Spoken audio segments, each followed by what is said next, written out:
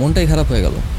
আপনারও মনটা খারাপ হয়ে যাবে। 2016 সালের দিকে ইউনিসেফ থেকে একটা এক্সপেরিমেন্ট চালানো হয় একটা 6 বছরের ছোট্ট বাচ্চাকে দিয়ে। এই যে স্ক্রিনের উপরে যে মেয়েটাকে দেখতেছেন, মেয়েটার নাম আনোনা। মেয়েটারে খুব সুন্দর পরিপাটি ড্রেস পরাইয়া জর্জিয়ার একটা রাস্তায় দাঁড় করে দেওয়া হয়, আর দূর থেকে বিভিন্ন হিডেন ক্যামেরা দিয়ে পুরোটা ভিডিও রেকর্ড করা হয় যে তার সাথে আসলে কি হয়। দেখা যায় বিভিন্ন মানুষ এসে বারবার তাকে জিজ্ঞেস করতেছে, বাবু তুমি কি হারায় গেছো, তোমার আব্বু আম্মু কোথায়, তুমি কি এইখানেই থাকো, মানে এইসব তাকে বিভিন্ন ধরনের কনসার্নিং কোয়েশ্চেন জিজ্ঞেস করতে থাকে, আর মোট কথা থাকে বিভিন্ন প্যাম্পার করা হয়।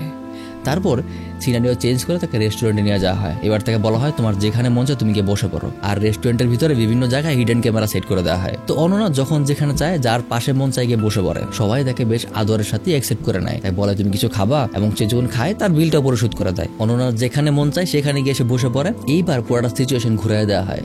অনন্যাকে এবার তার মেকআপ করে তার চেহারার মধ্যে একটু ময়লা দিয়ে দেওয়া হয়, একটু একটা অপরিষ্কার লুক দেওয়া হয়, আর জামা কাপড় চেঞ্জ করে তার ময়লা জামা কাপড় দেওয়া হয়।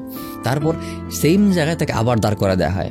এইবার দেখা যায় একটা সিঙ্গেল মানুষও তাকে জিজ্ঞেস করতেছে না যে বাবু তুমি হারায় গেছো, আমার আব্বু আম্মু কোথায়, নো ওয়ান। তারপর থেকে আবার রেস্টুরেন্টে নিয়ে যাওয়া হয়। রেস্টুরেন্টেও এবার যখন সে কারো পাশে বসতে যাবে, মানে ওয়েলকাম তো করেই না, মানে ভালো কিছু তো বলেনি, উল্টা আরো তাড়ায় দেয়। একজন তো নিজের ব্যাগটা টানতে সরায় দেয় যে ইনকেস হয়তো এটা চোর চুরি করে নিয়ে যায়, আর একজন তার রীতিমতো ওয়েটারকে ডেকে বলে যে মেয়েটার রেস্টুরেন্ট থেকে বের করে দিতে। তো এই ধরনের ব্যবহার সে পাওয়ার পর মেয়েটা আর এক্সপেরিমেন্টটা কন্টিনিউ করতে পারে না। ও রেস্টুরেন্ট থেকে কাঁদতে কাঁদতে বের হয়ে যায়। সে অবাক হয়ে যায় যে একটু আগে এই জায়গার মানুষগুলাই তাকে কি পরিমাণ আদর করতেছিল, আর জাস্ট তার জামা কাপড় চেঞ্জ আর চেহারার মধ্যে একটু ময়লা লাগার কারণে তার প্রতি মানুষের ব্যবহার একদম সম্পূর্ণ চেঞ্জ হয়ে যায়।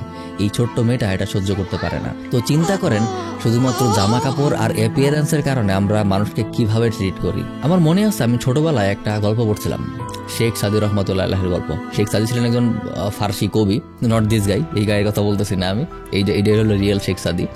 তো শেখ সাদি খুব সাদামাটা জীবনযাপন করতেন, মানে খুব হাইফাই জামা কাপড় পরতেন না, অনেক ভালো গেট আপ নিয়ে থাকতেন না, নর্মাল একদম। তো উনি একটা অনুষ্ঠানে একবার যায় যেখানে খুব বেশি মানুষ তাকে চেনে না, যেহেতু তার জামা কাপড় খুবই সাধারণ, এই কারণে তারা খুব ভালো মতো ট্রিট করা হয় না। পরবর্তীতে তিনি আবার একই অনুষ্ঠানে জয়েন করেন, কিন্তু এইবার তার জামা কাপড় সম্পূর্ণ চেঞ্জ করে ফেলায়। এইবার উনি একদম গুছায় পরিপাটি হয়ে অনুষ্ঠানে যায়, আর তারপর তার ট্রিটমেন্ট একদম সম্পূর্ণ চেঞ্জ হয়ে যায়। তার এবার বিশাল খাতির যত্ন করা হয়।